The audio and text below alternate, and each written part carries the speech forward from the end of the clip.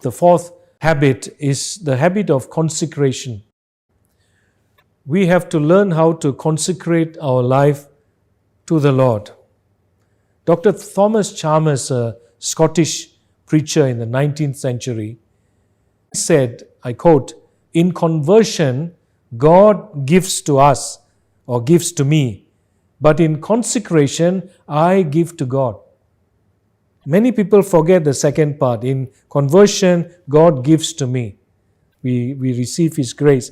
But then we do not go beyond that to consecration. In consecration, I give to God. We should not have the wrong concept of grace. We just receive grace, and we don't respond to that grace. So Thomas Chalmers reminds us, we receive and we respond. And then we respond by consecrating ourselves to God totally. So in 2 Corinthians 12:14, the Apostle Paul writes something that actually is very meaningful. He was writing to the Corinthians, and he said, "What I want is not your possessions, but you."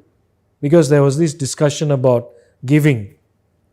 And Paul said, "Your money is fine, but I'm not just after your possessions, because I'm after you.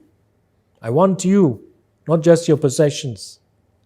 That's the same thing that God may tell us. I'm not looking for your time, a little bit of your time, a little bit from your wallet, a little bit of your talents, a little bit of your service.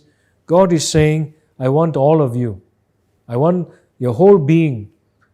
I want you to give yourself to me. Consecrate yourself wholeheartedly to me. In Romans chapter 6, Paul writes about something that's very interesting.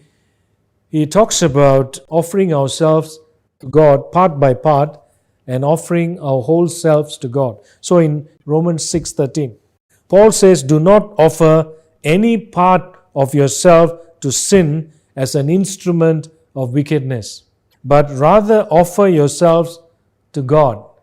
Now what happens here is sin is not interested in getting your whole heart. He just says, I want the parts. I want you to give a bit of your time, a bit of your money to this, a bit of yourself to this. And so part by part, sin takes possession of us. Whereas God is interested in having us consecrate our whole heart to Him.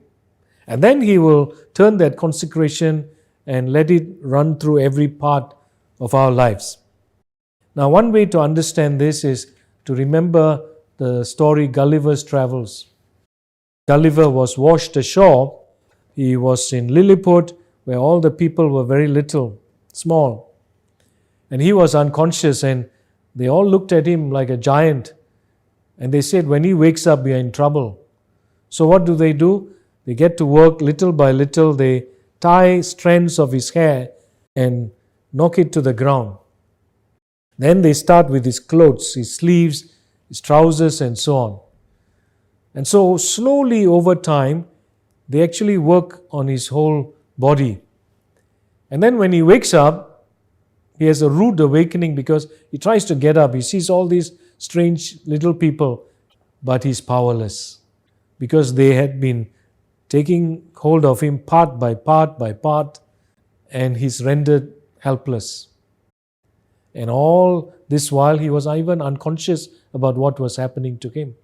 So it's possible that we may have been sleeping spiritually, and Satan and sin have been taking possession of us part by part, until it's too late. Consecration is a challenge to that. Consecration solves that problem by asking us to give our whole selves to God, to consecrate, to give it all to the Lord. You are to give your heart to Jesus completely and make it a habit. Dallas Willard tells us in one of his books that we need to make this a regular habit of consecrating every part of our bodies to Christ. Remember, in baptism, usually we get into the water and we are immersed and we come out. In some of the European tribes who first heard the gospel, like some of the Irish tribes, when they converted, they were baptized and they requested that the whole body can go under the water, but not their right hand. But why not the right hand? Because the right hand is the fighting hand. And they were afraid that if they were baptized and the right hand is also baptized, they cannot do battle. They cannot kill. They cannot go into war and do terrible things with their swords and their spears. People can be baptized that way, and there are unbaptized parts of our lives. They have not been given over to Christ.